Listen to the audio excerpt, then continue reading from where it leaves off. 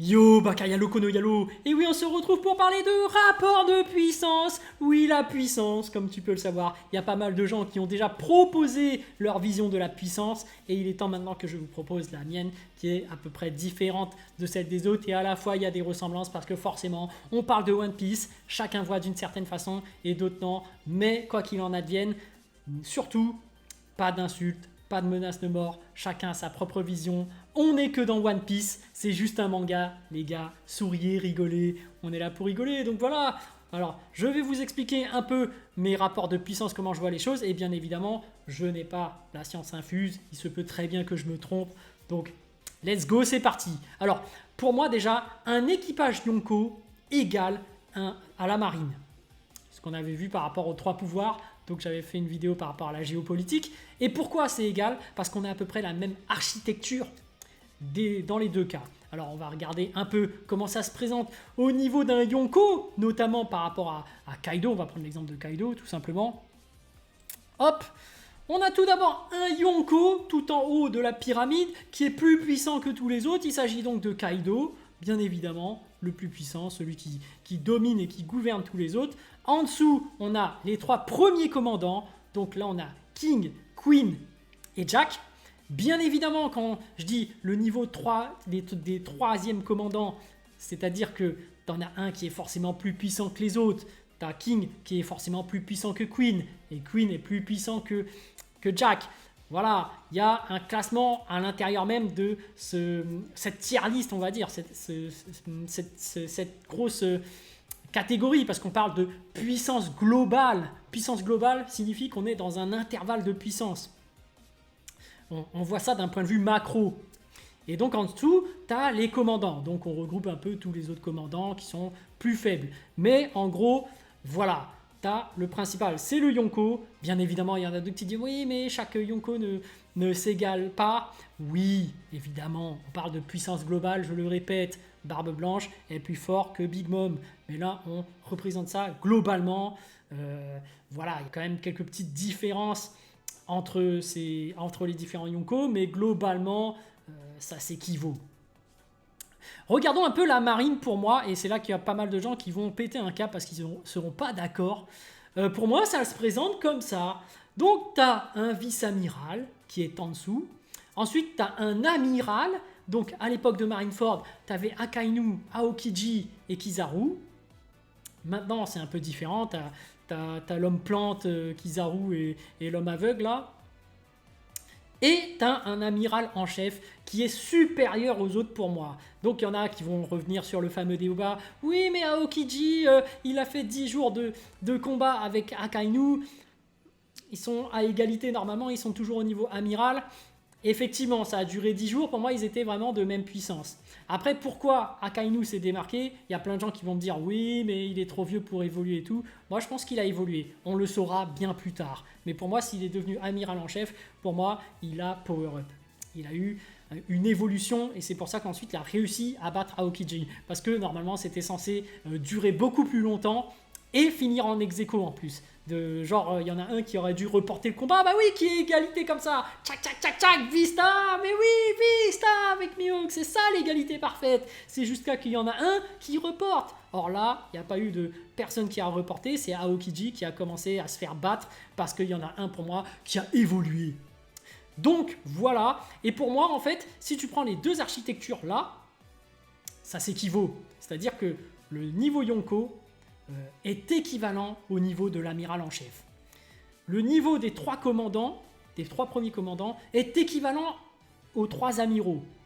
Donc c'est pour ça qu'il y en a trois à chaque fois. Évidemment, il y a un amiral qui est plus fort qu'un autre. Évidemment, il y a un troisième commandant qui est moins fort que le deuxième commandant. Et le premier commandant est plus fort. Voilà, tu as quand même un classement entre eux. Mais les gens peuvent s'opposer, ce qui fait qu'un véritable combat peut s'opposer entre un équipage Yonko et un équipage de la marine. Mais voilà, c'est à peu près équivalent. Maintenant, on va répondre à certaines questions, évidemment. Quel est le niveau de puissance, par exemple, d'un roi des pirates? Évidemment, il est au niveau au-dessus de Yonko. Et donc, quand on bascule sur un équipage de roi des pirates, ce qui n'est pas un équipage Yonko, c'est différent. Parce que du coup, vous allez me demander, mais quelle est la puissance de Rayleigh Prime? En fait, ça monte d'un cran. Et donc, pour moi, Rayleigh Prime, en fait, il est au niveau Yonko.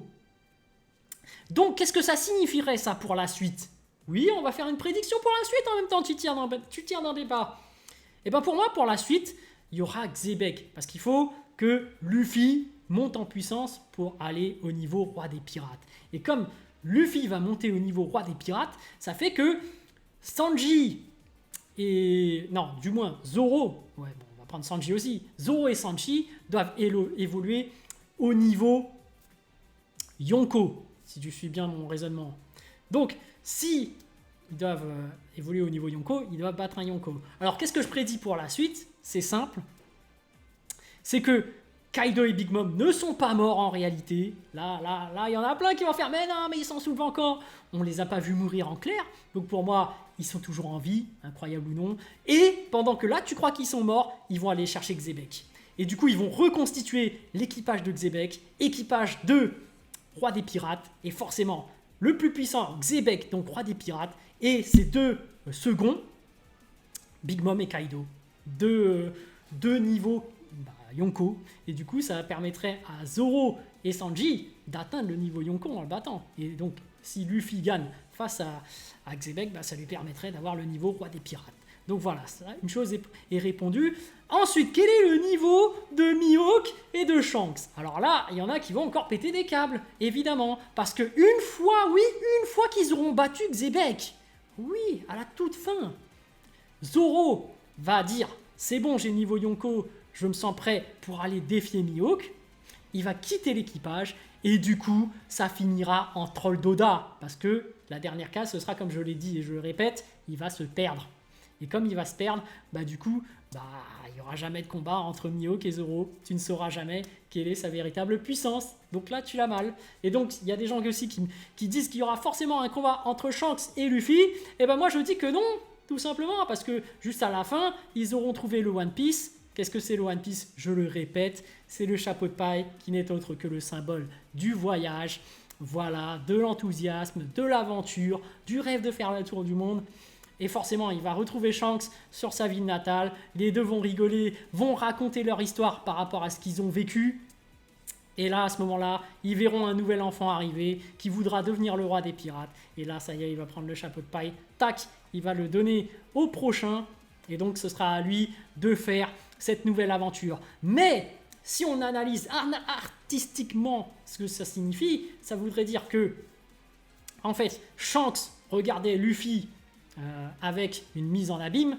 Donc, du coup, il se voyait lui petit. Et pareil pour Mihawk qui voit Zoro avec une mise en abîme. Donc, lui, quand il était plus petit. Donc, ils suivent à peu près le même parcours. Tout ça n'est qu'une histoire de cycle. Donc, si tu veux savoir artistiquement ce que je pense de leur puissance, mais ils ne vont jamais le dire. Donc, du coup, ça veut dire quoi pour Oda? C'est que finalement, ce n'est pas la puissance qui est le plus important. Le plus important, c'est le voyage, c'est tout le parcours pour y arriver. Et c'est ça le plus important dans One Piece, c'est le voyage, c'est l'aventure. Donc, mais si on réfléchit bien artistiquement, pour moi, comme je pense qu'à l'époque, c'est une théorie, Shanks était le capitaine de Mihawk, et que là, en fait, le but de Mihawk, c'était d'avoir la paix une fois qu'il était le meilleur épéiste, mais comme il est plus Shichibukai, ça n'existe plus, moi je pense que son objectif là, c'est de retourner dans son ancien équipage, celui de Shanks. Théorie, voilà. Donc, petite théorie, et en termes de puissance, moi je dis tout simplement que, en fait, Shanks niveau roi des pirates et Mihawk niveau Yonko, bien que ce ne sera jamais précisé, comme je le dis. Donc c'est pour ça que je dis niveau de puissance, on ne le saura jamais. Mais artistiquement, je pense qu'on se rapproche de ce niveau. C'est-à-dire que, voilà. C'est ça ma vision par rapport aux puissances dans One Piece. Donc après, vous faites le lien directement. Quel est le niveau de Luffy actuellement? Voilà, il est Yonko, ses premiers commandants sont premiers commandants, c'est l'équivalent d'un amiral ou amiral en chef. Voilà. Sur ce, j'espère que ça vous a plu. N'hésitez pas, vous, à partager votre vision de la puissance. Et bien évidemment, je vous dis à plus dans le bus, ou plutôt à plus tard dans le car. Allez, ciao, ciao.